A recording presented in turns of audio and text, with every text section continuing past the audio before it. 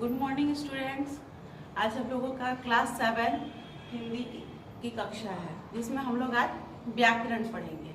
ठीक है, तो व्याकरण में हम लोग पिछली कक्षाओं में हमने पढ़ा था कि व्याकरण के अंग क्या क्या होते हैं। ठीक है, आप तो व्याकरण के अंग का मतलब हो गया वर्ण, शब्द एंड वाक्य, और एक और होता है पद। तो जब हम सब जानते हैं कि वर्ण कैसे बनते हैं। ठीक है, हम लोग शुरू से पढ़ते आ रहे हैं कि वर्ण कैसे बनते हैं। जब दो वर्णों, एक व्यंजन और एक स्वर वर्ण को जोड़ा जाता है तो वो वर्ण बनते हैं। और जब हम वर्ण जान जाते हैं तो वर्णों के सार्थक मेल से क्या बनता है? शब्द बनता है। ठीक है, तो जब हम शब्द की परिभाषा को देखते हैं तो हम ये लिख सकते हैं कि दो या दो से अधिक वर्णों के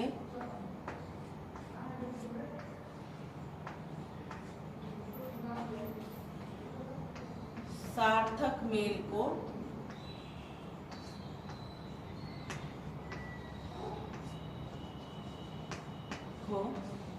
शब्द कहते हैं।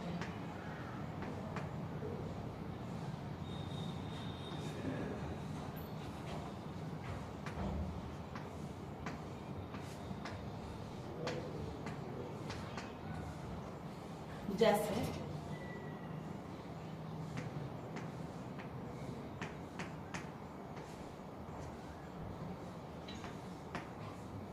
रामायण।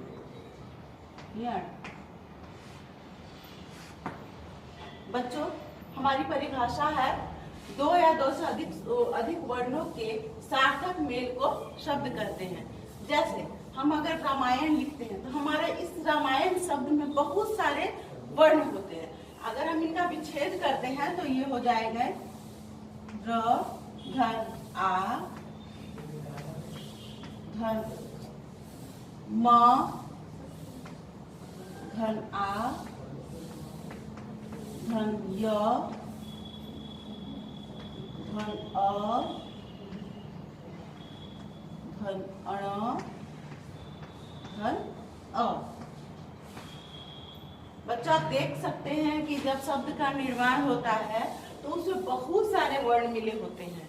ठीक है, इन्हीं बहुत सारे वर्णों के समूह को, जिनका अर्थ निकलकर सामने आता है, उसको कहते हैं शब्द। ठीक है, तो शब्द जानने के बाद हम यह जानते हैं कि शब्द के भेद कितने होते हैं। शब्द के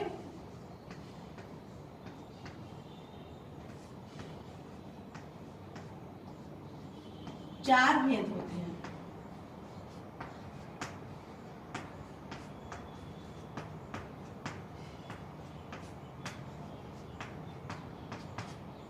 पहला, उत्पत्ति के आधार पर।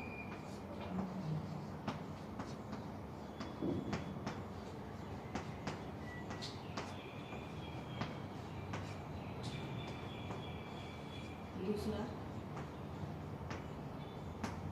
रचना या बनावट के आधार पर।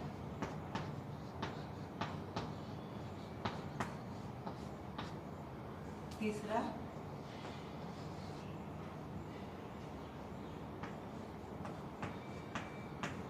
प्रयोग के आधार पर।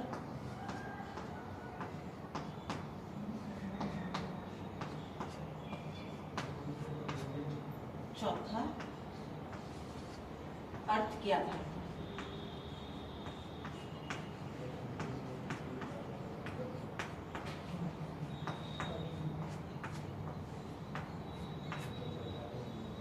बच्चों, शब्द विचार एक अपने में बहुत ही विस्तृत है। इसको समझने के लिए हमें इनके चारों भेदों को अच्छे से समझना पड़ेगा, तभी हम शब्द के निर्माण में कोई गलती नहीं करेंगे और उसको सही सही समझ पाएंगे। जैसे शब्द का पहला भेद है उत्पत्ति के आधार पर। उत्पत्ति मीन्स होता है जन्म, किसी का जन्म, ठीक है। तो उत्पत्ति के आधार पर भी शब्द के 4 भेद होते हैं, तत्सम, तद्भव, देशज, विदेशज, ठीक है। तत्सम वैसे शब्द होते हैं जो संस्कृत से सीधे लिए गए, तत्सम, तत् मीन्स और सम का मतलब होता है उसके समान, ठीक है। तो संस्कृत से जो शब्द सीधे सीधे हिंदी में प्रयोग किए जाते हैं उन शब्दों को कहते हैं तत्सम, ठीक है। बच्चों, संस्कृत के ऐसे शब्द जो प्राचीन काल से चले आ रहे हैं, जो उसको हमें पढ़ने में जब कठिनाई हो, जो हमारे वैदिक संस्कृत शब्द है उसमें जब हमें कुछ कठिनाई आने लगी तो हम उसका रूप बदल करके उसको थोड़ा हम लोग नए तरह से पढ़े, तो फिर उसका नाम बदल दिया गया लौकिक संस्कृत, ठीक है। लौकिक मीन्स होता है लोक, तो लोगों द्वारा प्रयोग किए जाने वाले संस्कृत को उसको परिवर्तित करके लोक संस्कृत कहा गया, ठीक है। तो इसी तरह से परिवर्तन लाते जब हम किसी शब्द में कोई परिवर्तन नहीं आया और वो आज भी हमें उसी रूप में मिलता है, उन शब्दों को हम कहते हैं तत्सम, ठीक है। दूसरा है हमारा तद्भव। तद्भव ऐसे शब्द होते हैं जिनमें संस्कृत के शब्द नहीं होते हैं, उनमें हिंदी के ही शब्द होते हैं, उन्हें परिवर्तित करके हम तक आज जो हमारे पास है आता है, ठीक है। तो जो हिंदी के परिवर्तित होकर जो हमारे पास आता है उसे कहते हैं तद्भव। नेक्स्ट है देशज। देशज शब्द ऐसे होते हैं जो क्षेत्र में प्रयोग होते होते उनको आम बोलचाल के साथ ले लिया जाता है, उन्हें साहित्य में जोड़ लिया जाता है। जैसे कि देशज शब्द में हम अपने क्षेत्र के भाषा से लिए गए कुछ शब्द हो सकते हैं, जैसे पगड़ी, लोटा, खटखटाना, ठीक है। उसी तरह चौथा है हमारा विदेशज।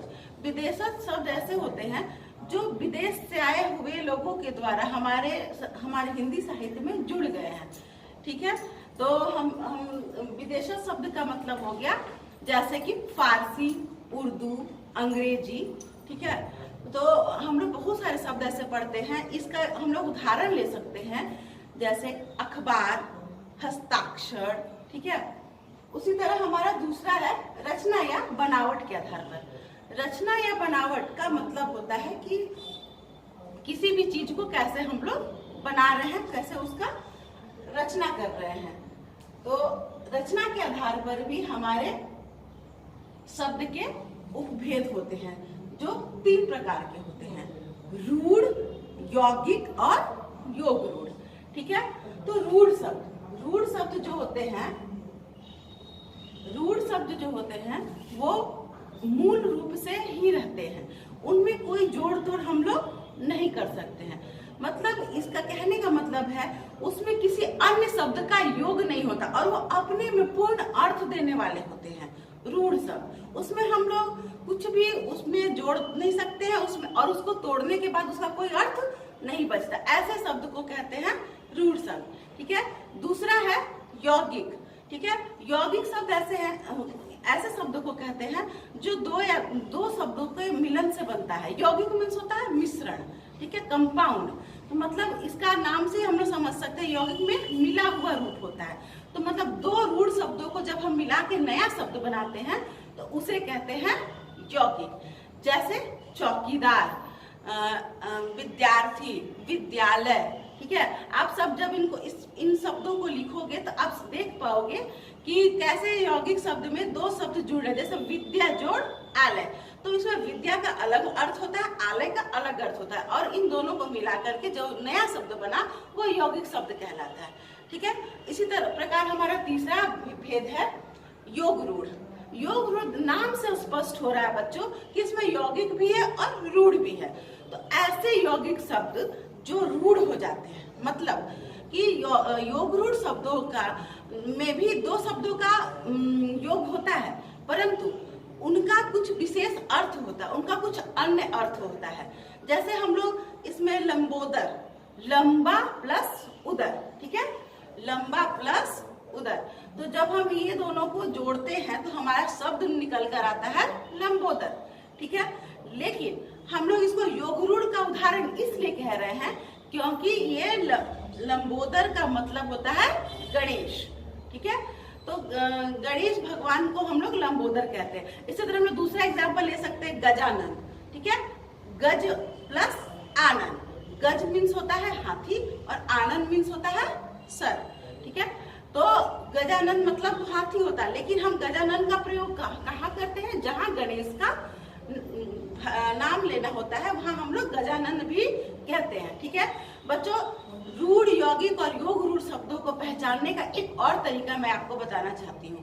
रूढ़ शब्द में कभी भी संधि, समास, प्रत्यय और उपसर्ग नहीं आते हैं। ठीक है, मतलब जिन शब्दों में समास, प्रत्यय और संधि और उपसर्ग का उपयोग नहीं होता वो रूढ़ होते हैं। ठीक है, और यौगिक शब्दों में इन सब का प्रयोग होता है, लेकिन यौगिक शब्द में भी एक शब्द एक समास ऐसा, जैसे संधि, समास, उपसर्ग, प्रत्यय, इन चारों से जुड़ा हुआ, इन चारों के द्वारा बने हुए सारे शब्द यौगिक होते हैं। तो जब आपको यौगिक और रूढ़ शब्द को पहचानने की जरूरत पड़े तो आप एक बात को ध्यान रखिएगा कि यौगिक शब्द में संधि, समास, उपसर्ग, प्रत्यय मिले रहते हैं। अगर वो है तभी ये पूरा बन सकता है। ठीक है, और हमारा नेक्स्ट है योग रूढ़। योग रूढ़ जो है बहुब्रीहि समास के जितने उदाहरण हैं वो सब हमारा योग रूढ़ के भी उदाहरण होगा, क्योंकि इसमें भी दो शब्दों का योग होता है, लेकिन इनका कुछ अलग अर्थ निकल कर आता है। ठीक है, हमारा तीसरा भेद है प्रयोग के आधार। प्रयोग के आधार पर शब्दों को दो भागों में बांटा गया, विकारी शब्द और अविकारी शब्द। ठीक है, विकारी शब्द मीन्स होता है ऐसे शब्द जिनमें काल, क्रिया, कारक के आधार पर परिवर्तन होता रहता है। ठीक है, ऐसे शब्द को कहते हैं विकारी शब्द। और विकारी शब्द के भी चार भेद होते हैं, संज्ञा, सर्वनाम, क्रिया, विशेषण। ये सब हमारे विकारी शब्द के भेद होते हैं।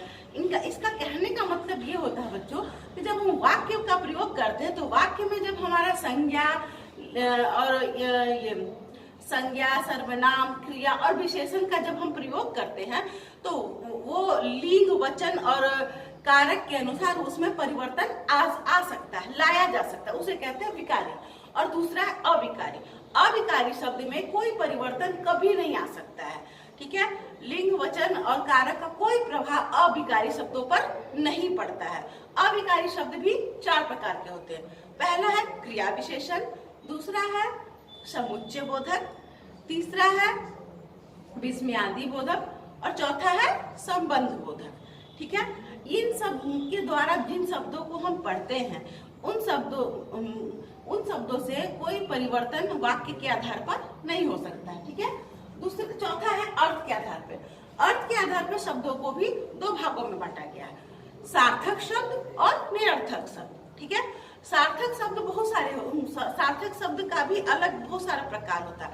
और निरर्थक मीन्स होता है कुछ भी नहीं, जिसका कोई अर्थ ना निकले, उसे कहते हैं निरर्थक। ठीक है, तो बच्चों शब्द शब्द को हम लोग व्याकरण की दृष्टि से अध्ययन नहीं करते, हम सार्थक शब्दों का ही अध्ययन करते हैं। ठीक है, तो सार्थक शब्द में भी बहुत सारे प्रकार होते हैं, जैसे एकार्थक शब्द, एकार्थक प्रतीत होने वाले शब्द। ठीक है, श्रुति सम भिन्नार्थक शब्द। इस तरह से सार्थक शब्द भी 4-5 प्रकार के होते हैं। ठीक है, तो शब्द विचार के द्वारा हम लोगों ने आज इसकी परिभाषा और इसके भेद को समझा। ठीक है, अब हम लिखेंगे, हम लोग इसका परियोजना कार्य मैं आपको दे रही हूँ जो आप अपने फाइल में बनाओगे। ओके।